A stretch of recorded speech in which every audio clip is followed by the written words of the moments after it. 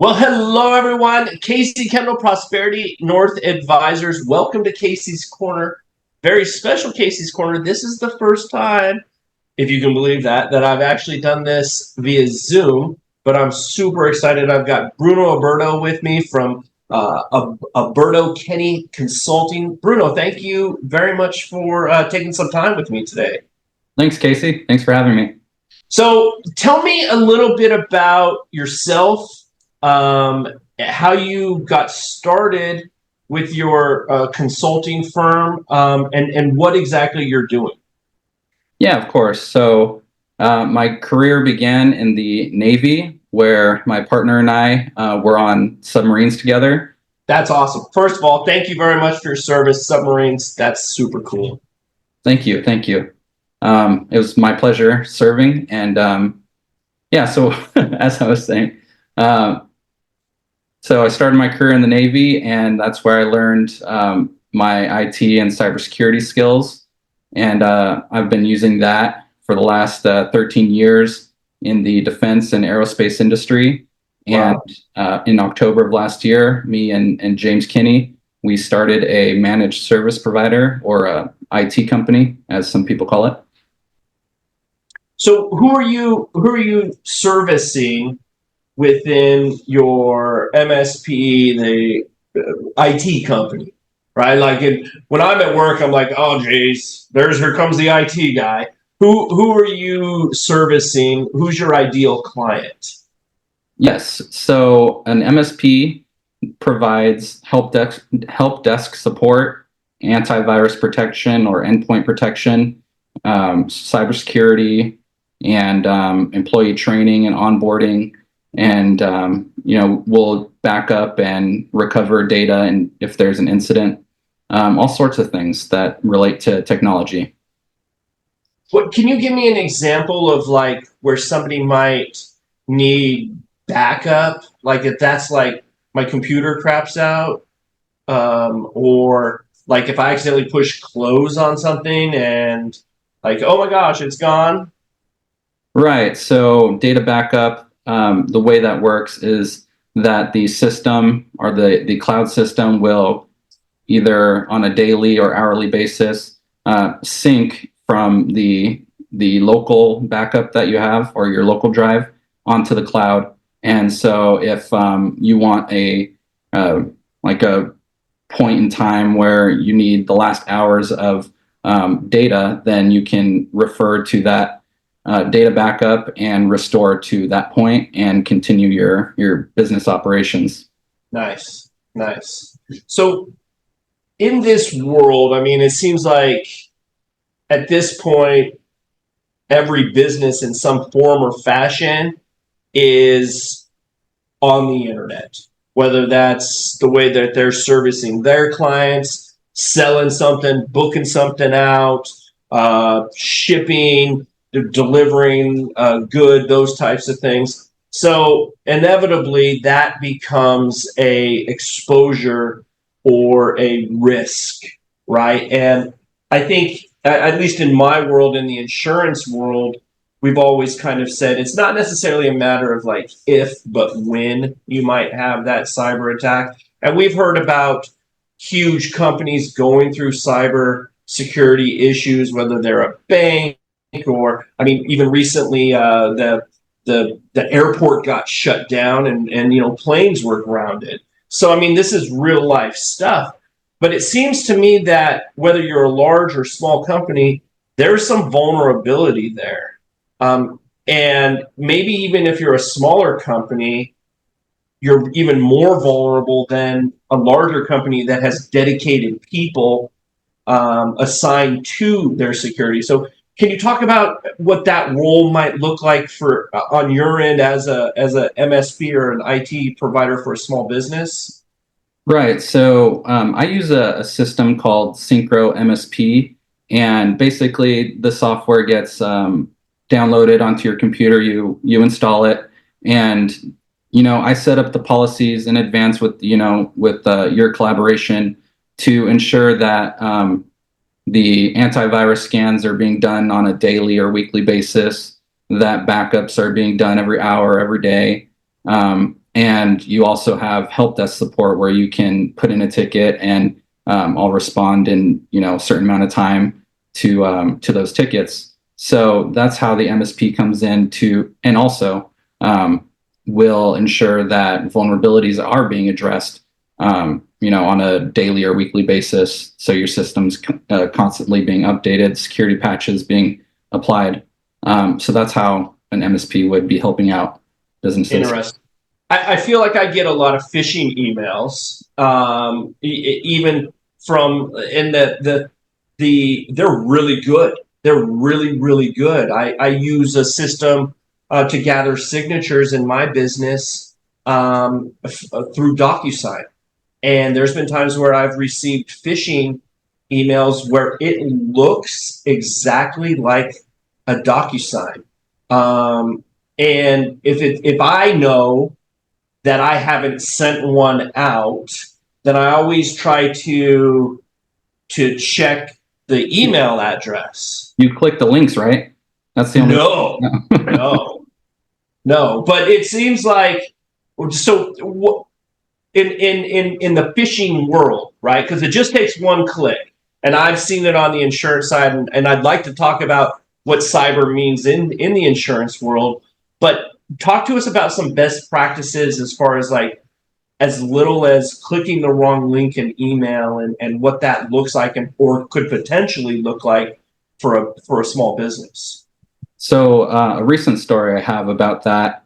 It's not always on email anymore. You see a lot of text messages that come through with links. And a family friend contacted my wife recently, and I spent a few hours with her making sure that her Amazon account got recovered because the hacker was able to get the account, the email changed, the password changed, her home address changed on the account.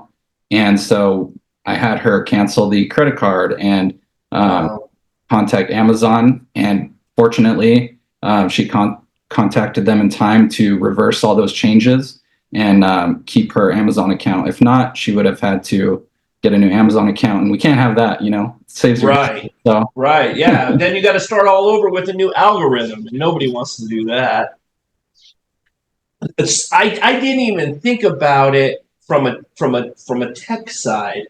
I think the biggest one that I've heard, at least like in the financial world, was somebody taking a thumb drive and downloading stuff from their computer from work, taking it home so they could work from home because it's more convenient, and then being exposed and having all of that information.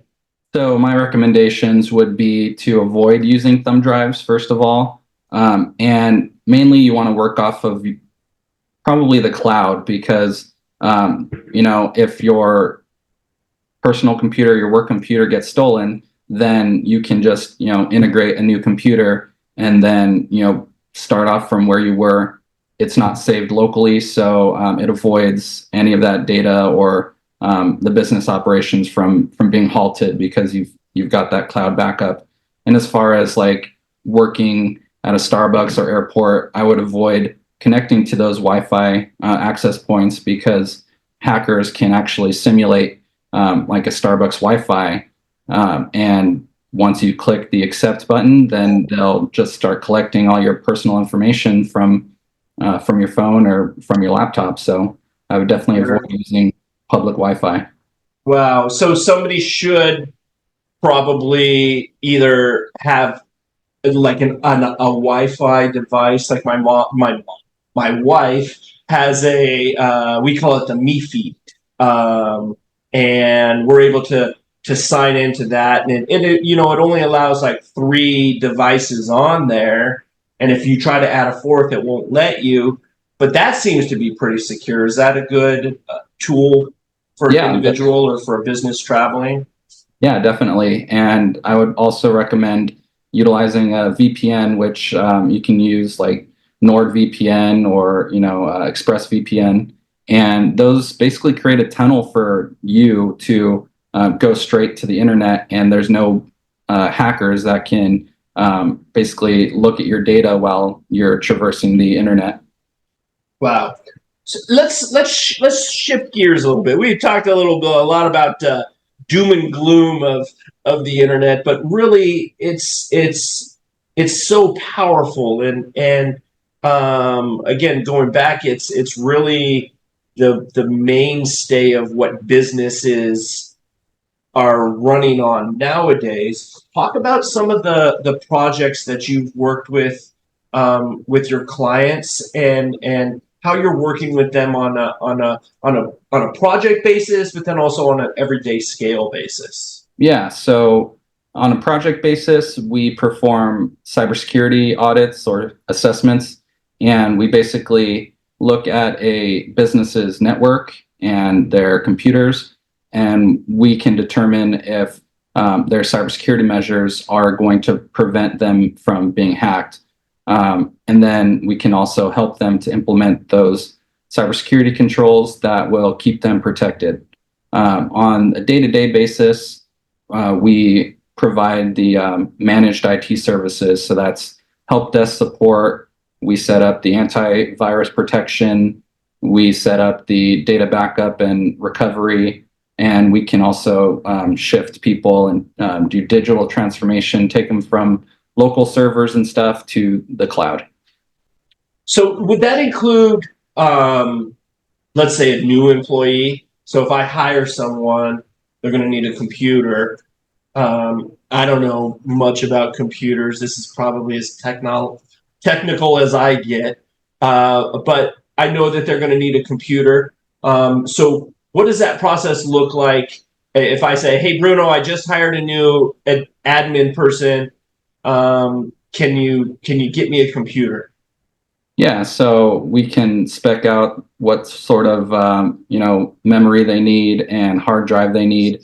We can then order that for them, and then once it's ordered and once it's delivered, we can put the Synchro MSP software on there, and it links to our dashboards, and then we can start managing and assigning those policies that it can get spread across the entire organization, across the entire business, so that everyone's on the same page, everyone's configured the same, so that everyone's protected. And that seems like it would give the business owner themselves quite a bit of control. So in a situation where maybe there was a hole or a hack or something like that, you can immediately address it, shut that off. Or in maybe an unfortunate situation where they were to let someone go, they can immediately cut off access so you can't taint the bullpen, so to speak. Right. So even if they take their laptop, we can sever basically the association with that device to the organization, and they'll no longer be able to access company resources. Let's say I'm at visiting with a client and I leave my computer in my truck, and now all of a sudden I come out and there's glass on the ground and my computer's gone. It's been ripped off out of my truck. What happens? Am I toast? Is all of my data gone? No, so as the MSP, because we have our dashboards and we can see all the employees' computers, we can actually do the same thing that we would do for somebody that's offboarding. Can stop the association of that computer with the organization and wipe the hard drives remotely. Okay, that's awesome. It's good to know that there seems to be a lot of control when a small business implements an MSP or a company like yours to really take over those types of situations. In my world, in the cyber world, we've got what we call cyber insurance. And that cyber insurance, it can be done a few different ways. It can be done as a standalone policy. And when you do it as a standalone policy, usually you're a pretty decent sized company with a lot of data, and you've got a lot of exposures. In the other world, or the other side of that, a lot of times it will be just an endorsement or an add-on to a general liability policy for a business, and it'll be at the policy level, and you can make claims on it, but there's a lot of fine print in there that you have to adhere to in order to make sure that you qualify. So in the event of a claim situation, that it will be honored. Can you talk about how you would work with a small business in that cybersecurity world for insurance, and what that would look like for the business owner? Right. So on the cyber liability side of things, we'd implement like a very robust cybersecurity framework. So there's like industry standards that we follow so that we're implementing those antivirus and endpoint protection solutions, data encryption, and employee training, all so that we understand and we can meet the requirements of that liability insurance. Before I opened my own firm, I had the place I was working, they had a cybersecurity breach, and here's an example of it. It was a phishing scam where somebody had must have clicked the wrong link at some point, and it just sat and watched trends. And at some point, the CEO of the company went to Thailand, and he put his out of office on. Hey, I'll be in Thailand if you need to go and talk to Dave over here. Well, then Dave gets an email because he's the CFO. Oh, I love Thailand.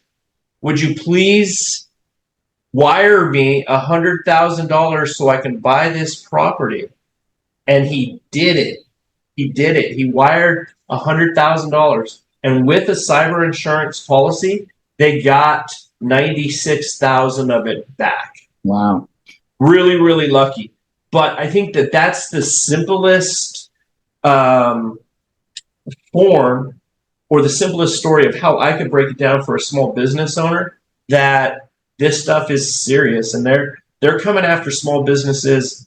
Again, it's not a matter of if, but when. And I think that utilizing what you're doing in that MSP space and how you're servicing your clients really adds so much value to their business.